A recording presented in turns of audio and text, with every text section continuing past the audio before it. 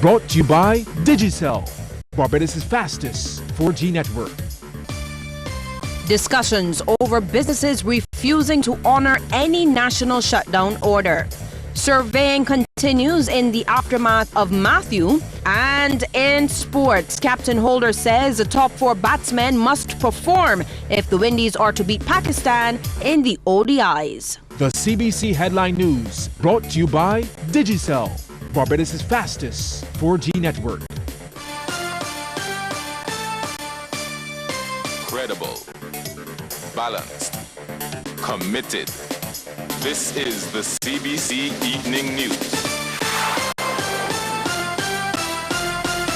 And a very good evening to you. I'm Lisa Lord with the CBC Evening News and our top story. Well, businesses that open their doors while the island is on a national shutdown may soon have to think twice about that decision. As Lisa Broom tells us, it's something Cabinet will discuss when it meets tomorrow. The order to shut down was issued on Tuesday afternoon. But Wednesday morning, with the island still bracing for the impact of Tropical Storm Matthew, some places reportedly opened for business and called in staff. The government officials say this is unacceptable. The reason why the NEOC and all of the various committees that are subordinate to it, for example, the TEOC, which is the Tourism Emergency Operations Committee, it is public sector and private sector, so that we can work together on these issues. You don't like to have to legislate everything. You would expect that where national safety is concerned, where life and limb is concerned, we should be able to work together. Do we have to look at it? Maybe we do. We've had protocols in place that has worked for us as a country for many, many years. But there are new actors that we probably need to get in, sit down with us so that everyone understands their role. The acting Prime Minister has also defended the decision to shut down the country. An event like what we had yesterday, under different circumstances, had we probably not taken the decision, it is entirely possible that somebody, maybe a young person, someone elderly, someone infirmed, could have perhaps lost their life. Overall, though, Mr. Seeley says the island suffered minor losses.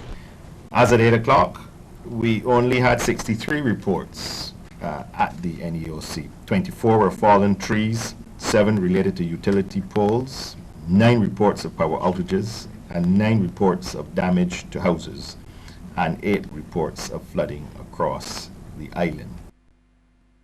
Mr. Seeley says it's too early to put a price tag on the damage caused by the system. Damage assessors were expected to be in the field tallying up costs today. But by midday, most of the services were back online, including buses as well as the air and seaports. Schools, including government day nurseries, the Samuel Jackman Prescott Polytechnic, the Barbados Community College and Erdiston Teachers College will all reopen tomorrow. Lisa Broom, CBC News. Well, meantime, Director of the Department of Emergency Management, Carrie Hines, says one of the major lessons learned from yesterday's experience was the importance of working with partners. Ms. Hines says going forward, she also wants to focus on those partners considered non-traditional. And areas that have been flooded have been toured by the Acting Minister of Environment and Drainage, Senator Jepter Ince. A CBC team caught up with him in Market Hill in St. George. What we do is that we examine what we will call the runoff time, the time it takes the water to leave the area, and if there's large amount of water that remain there, then we know that work needs to be done and there are still challenges. So if you can examine from here at Market Hill in St. George, you will see that there's still large amounts of water settled. If you look at the drainage, you would see that there's still a lot of work that needs to be done. Senator Ince also says the team is slated to visit many other sites as the runoff water can pose some challenges to the surrounding communities. He says the team will assess the damage done and then pass on a report to Acting Prime Minister Richard Seeley, which will then be taken to the Cabinet. So far, we have covered areas in St. Michael, we have looked at the Cat's Castle area, we have looked at the pumping station, we have looked at the area in Sheraton and Vauxhall, and we have also looked at those areas in St. Philip, especially Blaze Hill, that was mostly affected by parts of Blaze Hill by the flood waters. The work is not yet done, And as I said, I have a list of critical areas from the drainage unit that we are supposed to look at. Damage assessment has been conducted by the Rural Development Commission after a number of homes sustained wind and other damage across sections of the country. A team including the director of the Rural Development Commission surveyed the damage across several parishes, including St. John, St. James and St. Philip. Director of the RDC, Randolph Outram, provided CBC News with an update following the tour. We were asked to look at three houses. One resident spoke to the Minister Kelman early this morning in Glenburn in St. John, and we visited her. And then yesterday's weather brought some damage in Moncrief, St. Philip. The one home, the severe roof damage, and also in Congo Road, St. Philip, there was severe roof damage there too. So we will make further assessments tomorrow, and then we see how soon we can mobilize those projects.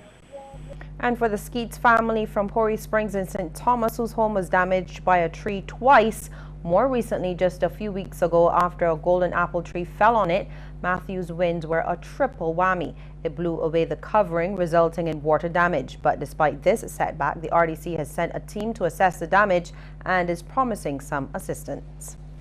We were going back early this week, but because of the inclement weather on Tuesday and yesterday, we were not able to get back there. But we took contractors there this morning to make their assessment, and I am hoping to mobilize that project sometime in the course of next week, early next week. We are knowledgeable of all that, and we are taking steps to have it rectified as soon as possible.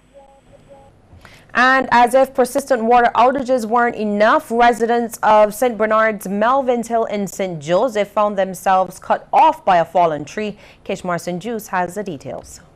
This massive tree behind me came tumbling down just after midday yesterday. And as you can see, it brought down power lines and snapped a utility pole in the process. A resident who lives nearby heard the crash and investigated. When they came, I saw the tree cross the road and the whole top of the pole was off. And then I was wondering if any more damage, but the damage was a tree, and this tree is supposed to be down because this tree here, right? Put it up at that tree. That tree there is going to come down soon because right now this is short rock. And as long as it gets water, it's going to lessen its gravity and it's going to fall. And that wall cannot hold it. This resident, the de facto spokesperson for the community, says the fallen tree is now another inconvenience. This is the only way for me in and out of this district. Unless we take a long drive, go down to St. Andrew and take a long drive that we're going for an excursion. Now you mentioned the bus issue. How, now that this road is impassable, where would the bus go? Well, I don't know where the direction the bus is going to go, but it cannot pass this road, so they have to go all the way back round, come back and go down through that hole, come back down through, and then come back out. I don't know the names of the roads because out here, where would they get off? Where will you get off? You have to get, if you live through my gap, which is Spall Hill, you have to get off here and walk down. The St. Joseph District Emergency Organization, on receiving the call, could not respond until the national all clear was given. This morning when the all clear was given, then I mobilized the team to come out and we check and see what was going on. So we came, it is a massive tree across the road. The DM know about it because I called it in and let them know. They sent out the roving team, they came and they check it. When they done look at it, they established that they could not do anything with it. MTW will have to deal with it. They would call back the DM so that they would notify MTW to send a crew out to come and check it, which happened. They came and checked it. Crews from telecommunications company Flow were on site. The Ministry of Transport is now tasked with the responsibility of cutting up and removing the tree. Mafia also brought down trees across several other parishes, including one at Trent's in St. James. A tree came crashing down across the road this morning. Crews from MTW moved swiftly to cut and remove it. Kishmar Senjis, CBC News. And this house at 8th Avenue, Belleville, St. Michael, was also damaged by a fallen tree during the bad weather. The incident occurred around 4:30 yesterday afternoon. The roof, sidewall and the furniture received most of the damage there. Owner Selim Bodhania declined to speak on camera and told us representatives from his insurance company are assessing the damage. Well, police are looking for several people who engaged in what lawmen are calling reckless behavior during yesterday's national shutdown due to the tropical storm Matthew. Police Public Relations Officer Acting Inspector Roland Cobbler says they want to talk to those people. He was referring to several videos widely circulated via social media with one person surfing at the Garrison Savannah while two others were involved motorists. Most of the behaviors that we saw in those videos were really concerning. Because despite the fact that there was a shutdown yesterday because of that system, and the Department of Emergency Management made it clear and emphasized the fact that until all clear was given, that person should remain indoors. And then you would have recognized that there were some persons who were engaging in what is considered reckless and dangerous behaviors. So our traffic department will definitely take a look at the videos, try to see how best we can identify some of those persons who engage in that practice and try to see how we can get them to understand that when there are such systems in place which are unpredictable, it's always safe and common sense must prevail in order to protect life, in those sort of circumstances. The police PRO says they will take a closer look at the video with a view to identifying the individuals. He says they would like to have a conversation with them which would determine what action will be taken. Well, the Bridgetown sewage plant was one of those systems affected by Tropical Storm Matthew. However, the Barbados Water Authority's Corporate Communications Specialist Joanne Haig says they're working to rectify the problem. As a result of the heavy rainfall experienced in Bridgetown yesterday, as a result of the passing of the Tropical Storm Matthew, water infiltrated the Bridgetown sewage system through the network of manholes. The BWA crews are currently working to rectify. And just a reminder, as we go to break, all schools will reopen tomorrow. The Challoner Creative Arts and Training Center, located at Canefield in St. Thomas, however, will remain closed and will reopen on Monday. And we'll be back shortly. Stay with us.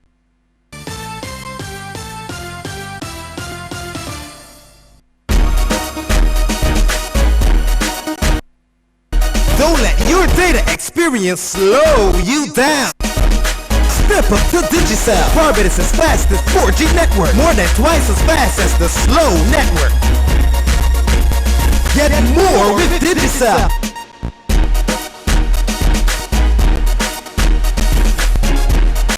Digicel, the fastest 4G network in Barbados. Dial *153# to sign up to Digicel today. Sandals, sandals, sandals galore. Megville gives you ladies sandals for this week only. Monday to Saturday, any pair of sandals for only $25. So go to Megville on Tudor Street, High Street and Palmetto Street for any pair of sandals for only $25. This week only, Monday to Saturday.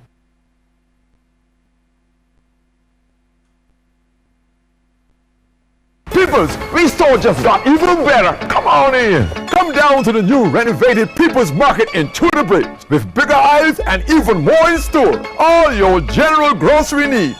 A whole new fruits and vegetable section. Beer, wine and liquor. A wide selection of meat and fish. And everything for your outdoor chilling and barbecue grilling. But most of all, everything at low prices. Right, Miss Evans? That's right, Ma. And now we have the People's Mall too. Peoples, come on down to the People's Market in Tudor Bridge.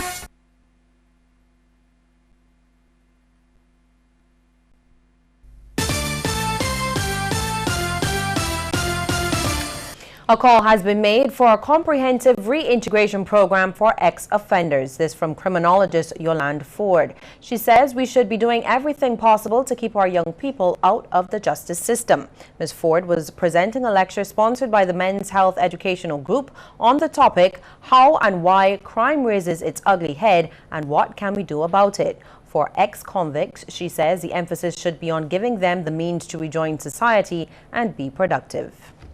Stop this over-reliance on incarceration. It's often an expensive way of making bad behavior worse. And the absence of a reintegration program for persons leaving HMP Dodds and also our government industrial school is a serious, serious gap in our system. You can't bring people from that setting and expect that people are going to just open their arms and receive them. Ms. Ford also called for a revamping of the school's curriculum to offer vocational options to students from a younger age. She says this will help build skills and self-confidence among the youth. You have to also have an appropriate curriculum. There are too many of our children who are burdened with a curriculum that they cannot handle.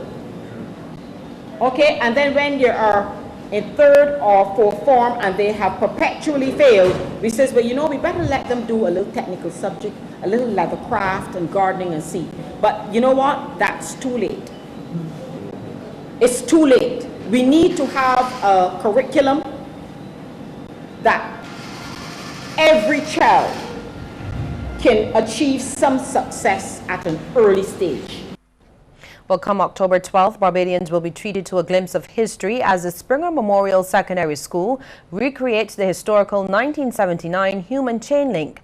From 9 a.m., participants from Springer and neighboring schools and businesses will line up along Government Hill past the Governor General's residence onto Pine Plantation Road and back to the school. Event organizer teacher Maria King says the theme is unity in the community and invited past students and the public to come out. We want all former students to come, all the members of the Old Scholars, parents to come and join us. And as I said, along Pine Hill, that's the area that's reserved for the general public. And we would just like to have a wonderful time joining hands and showing our unity for Barbados in this 50th year of independence. And we want it to be a grand celebration. And Governor General Sir Elliot Belgrave will travel along the human chain link before joining to create the last symbolic link. Well, 40 years ago, the Cubana Flight 455 exploded and crashed into the sea off Paynes Bay in St. James. 73 people were killed in the terrorist attack. Cuban Ambassador Francisco Fernandez Pina says the act has been forever etched in the minds of the Cuban people. We acknowledge, we recognize all of these initiatives taken by these social organizations mentioned by our brother David Commission to more than accompany us to be a protagonist in this fight in favor of our integration. And President of the Clement Payne Movement, David Comachon, says the significance of this terrorist attack has attracted international attention.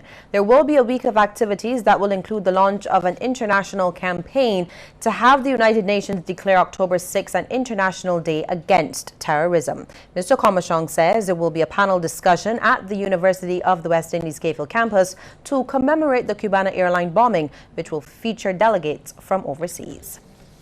The government of St. Vincent and the Grenadines, through its Prime Minister Gonzalez, has consented to facilitate such a campaign for the 6th of October to be declared the UN International Day Against Terrorism, a day on which the entire world will be asked to focus on the evil scourge of terrorism and to rededicate ourselves to totally eradicating terrorism. And still to come, a look at some of the stories making headlines across our region.